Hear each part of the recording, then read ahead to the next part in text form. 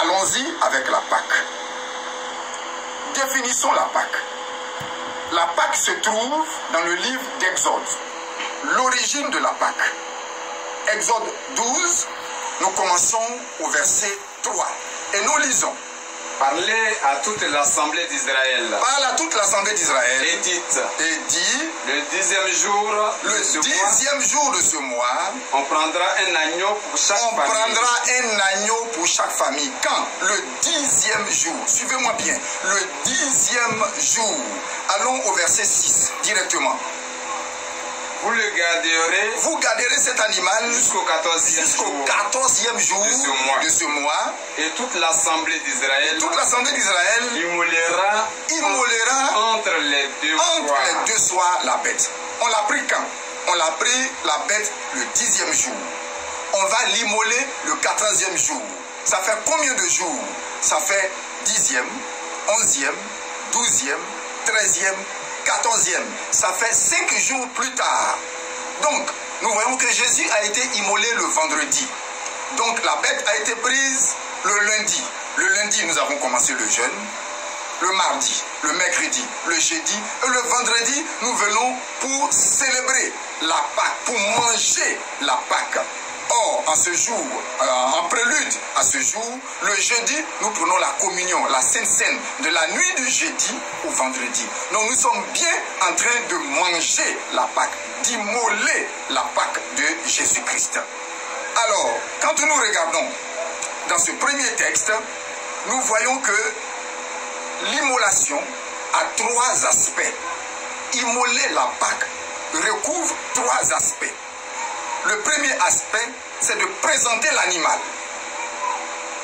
Jésus a été présenté à Ponce Pilate, présenté à tout Israël, et levé sur une perche, sur une croix. Donc, présenté à la face du monde. Donc, pour immoler un animal, il y a la phase de la présentation. Ensuite, il y a la phase où on tue l'animal. On l'égorge, on fait une incision sur sa peau, on le perce ou on l'égorge. Ça aussi, Jésus l'a subi à la croix. Troisièmement, le sang de l'animal est recueilli et ce sang ensuite est aspergé ou présenté en libation aux dieux afin que la colère des dieux soit apaisée. Voici alors les 3 phases qu'a subi notre Seigneur Jésus-Christ pour nous. Et que nous dit le texte que nous venons de lire? Il dit que c'est entre les 2 soirs, entre le lever du soleil qui précède la fin de la nuit, qui est le premier soir, et le coucher du soleil qui précède le commencement de la nuit, qui est le 2e soir. Donc c'est dans la journée que nous allons immoler la Pâque. Jésus est mort à quelle heure? Jésus a été crucifié à 9 h, il est mort à 15 h.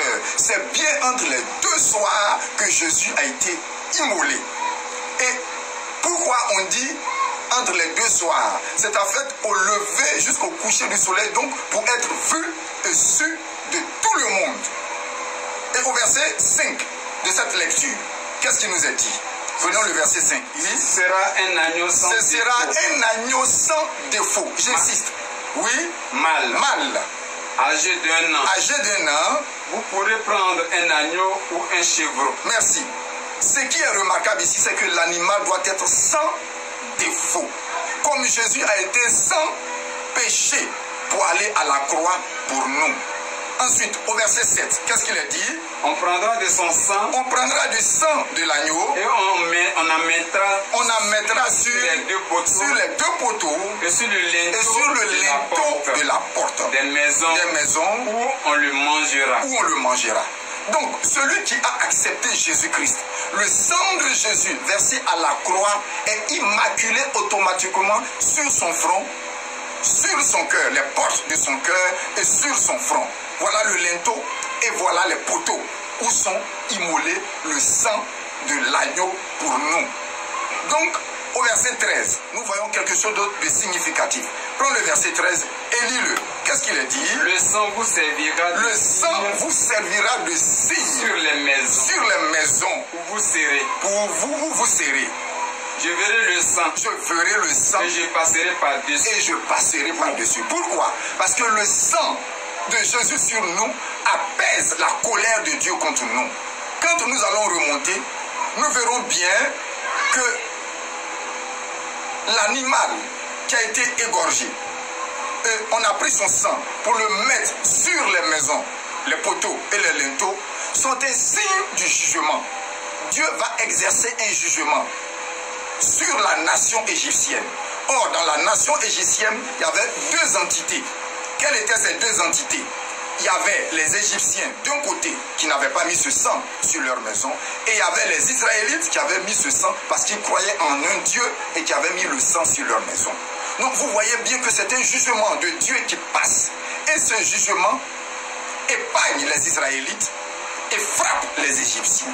Donc nous qui avons le sang de Jésus sur nous, qui avons cru en Christ, nous sommes épargnés du diable, épargnés des maladies, épargnés des calamités. C'est pour ça qu'en Jésus-Christ, nous avons la réponse, nous avons la solution à tous ces problèmes. Or, ceux qui ne connaissent pas Jésus meurent dans leurs problèmes. Maintenant, regardons la deuxième lecture. Que nous dit la deuxième lecture? Regardons, avant d'aborder la deuxième lecture, le verset 12 de la première lecture. Le verset 12 et le verset 13. Parce que Dieu dit, c'est là le sens de la Pâque. Allons-y. Pour Esdras 6, verset 12 et verset 13. Allons et lisons. Que le Dieu qui fait résider en ce lieu, son nom renverse tout roi. Son nom renverse tout roi et tout peuple. Et tout peuple. Merci. Le nom de Jésus renverse tout problème, renverse toute situation et renverse tout peuple. Prends-moi le verset 12 de Exode, le même Exode, Exode 12, verset 12, verset 13. Il est dit, cette nuit-là, je passerai dans le pays d'Égypte et je frapperai tous les premiers-nés du pays d'Égypte, depuis les hommes jusqu'aux animaux. Et j'exercerai des jugements contre tous les dieux de l'Égypte. Oui, je suis l'Éternel. Je suis l'Éternel. Le sang vous servira de signe. Au verset précédent, au verset 11, quelle est la dernière phrase? Le verset 11, quelle est la dernière phrase? C'est la Pâque de l'Éternel. Qu'est-ce que c'est que la Pâque? La Pâque est un jugement où Dieu vient contre toi, où Dieu vient pour toi. Voilà le jugement. Maintenant, regarde la Pâque dans le deuxième texte. Dans le deuxième texte qui nous est proposé, qui complète exactement le premier texte, c'est Paul qui parle. Et il dit, la Pâque est un rassemblement de personnes, une assemblée sainte. Il dit, faites sortir du milieu de vous le levain, le vieux levain. Est-ce que vous entendez? Le vieux levain doit sortir de vous. Si vous voulez manger la Pâque de Dieu, le vieux levain doit sortir de votre comportement.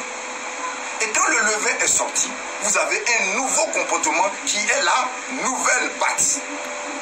Et cette nouvelle pâte est exemple des comportements dont on parle dans le verset 11. Allons-y, nous regardons. Maintenant, ce que je vous ai écrit, c'est de ne pas avoir de relations. C'est de ne pas avoir de relation avec quelqu'un, avec un frère qui, dans l'église, se nommant frère en Christ, est impudique, ou cupide, aime l'argent, ou idolâtre, ou adore d'autres dieux, d'autres entités et qui vient à l'église, oui, ou outrageux, quelqu'un qui incite ouvertement Dieu, ou ivrogne, ou quelqu'un qui est ivrogne, ou ravisseur, ou quelqu'un qui vole, et que vous connaissez à l'église. La Bible dit, notre Pâque est de mettre de côté ces genres de personnes, parce que notre assemblée est sainte et que nous devons adorer Dieu dans la pureté et dans la sainteté. Donc chaque fois que nous nous rassemblons à l'église, c'est la Pâque que nous sommes en train de faire. Ce n'est pas seulement le jour de la Pâque.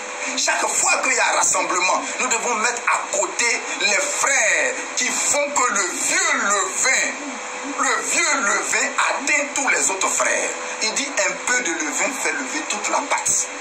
Maintenant, pourquoi ces personnes ont ce genre de comportement? Je vais vous le dire. Prends Matthieu 13, verset 33. Tu comprendras alors de quoi Paul parle en parlant de vieux levain. Matthieu 13, verset 33. Il dit, il leur dit cette autre parabole. Le royaume des cieux est semblable à du levain qu'une femme a pris. Qu'une femme, ça c'est la religion. La femme c'est la religion. La religion a pris le levain et a fait quoi? Et mis dans 3 mesures de farine. Dans 3 mesures de farine. La femme elle-même est une mesure. Et elle a mis cette farine dans 3 autres mesures. Continue. Jusqu'à ce que la pâte toute la pâte soit gonflée. Donc quand nous sommes une assemblée religieuse, une assemblée de chrétiens, et que nous allons à l'église, et que nous laissons un comportement pareil subsister à l'église, ça fait que toute l'église est contaminée par ce comportement. Prends Matthieu 16, verset 11, verset 12. C'est Jésus qui définit ce que c'est que ce levain. Continue, dit. Comment ne comprenez-vous pas? Pourquoi ne comprenez-vous pas que ce n'est pas au sujet de pain? Ce n'est pas de pain que je parle. Je vous ai parlé. Oui. Gardez-vous du levain des pharisiens et des sadducéens. Gardez-vous du levain des pharisiens et des sadducéens. Continue. Il dit, verset 12. Alors, il comprit que ce n'était pas du levain de pain qu'il parlait. Avait dit, oui, de se garder, mais de l'enseignement des pharisiens, le faux enseignement. Et l'église du Seigneur Céleste est remplie aujourd'hui de faux enseignements, d'enseignements que Oshofa Père n'a pas donné, qu'un tel a pris, Aujourd'hui, on ne sait plus qu'est-ce qu'il dit. Doit-on dire Alléluia? Ne doit-on pas dire Alléluia? Aujourd'hui, on doit renverser les chandeliers. Ne doit-on renverser les... On ne sait plus qu'il y a tellement d'enseignements qui sont rentrés, on ne sait plus qu'est-ce qui est vrai, qu'est-ce qui est faux. Et c'est tous ces genres d'agissements qui envoient le faux, le mauvais comportement, le levain dans l'église. Puisque nous n'avons pas respecté le vrai, alors le faux est rentré aussi dans l'église. Écoute-moi très bien. Quel était le but d'enlever le levain? Quel est le but de la Pâque? Éphésiens 5, verset 27. Pour découvrir le but de la Pâque. Puisque nous sommes un rassemblement. Si nous sommes un rassemblement d'église, nous devons être saints. Et les saints forment l'église. Continue et termine. Éphésiens 5, verset 27. Il dit, afin de faire paraître devant lui cette église glorieuse, sans tache, ni ride, ni rien de semblable, mais cette église doit être sainte et irrépréhensible. Voilà la communion que nous formons. Quand nous formons une assemblée, cette assemblée doit être sainte, irrépréhensible, sans tâche. On ne doit pas trouver ce genre de comportement de voleurs, de ravisseurs, d'adultères, de débauchés, d'ivrognes. On ne doit pas trouver ce genre de personnes dans notre assemblée. On doit les prendre, leur parler de la parole, on doit les convaincre de changer. S'ils ne changent pas, la Bible dit de les écarter et de ne plus avoir de relation avec eux. Car c'est cette église sans tâche que le Seigneur va venir chercher le jour de l'enlèvement pour aller au tribunal de Christ. Voici le sens de la Pâque pour l'église du Christ céleste et par extension pour l'église mondiale. Frères et sœurs, soyez bénis au nom de Jésus-Christ. Amen.